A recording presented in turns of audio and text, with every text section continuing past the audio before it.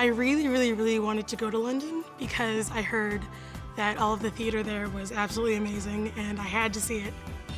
During my freshman year, my winter intersession, I went to Alsace in Nicaragua, and it was a service learning trip in which I helped healthcare professionals on the mountainside of Nicaragua. I knew I had to take some history courses to fill out the requirement at UB, and I wanted to get those history courses in Europe because I wanted the European perspective.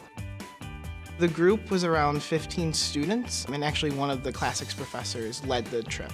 A lot of the archaeology classes that I've taken mentioned a lot of the sites and artifacts that I actually was able to see when I traveled to Italy, so it was really cool to see that connection. Studying abroad in all of these places actually helped me view the world differently. So seeing the different cultures and seeing how their traditional buildings are designed as an architect helped me rethink how I would typically design a building. I went to countries where I didn't speak a word of the language and I was totally fine. People all over the world speak English. People are very nice to try to accommodate you.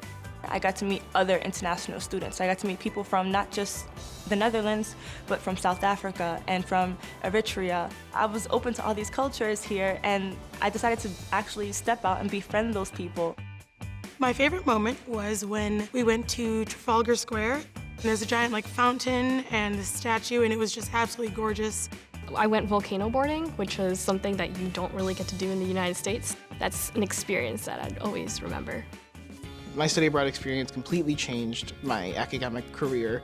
When I studied abroad, I realized that I had a strong interest in the modern culture of international countries, including Italy. So I actually decided immediately upon my return to UB to add a business administration major with a concentration in international business.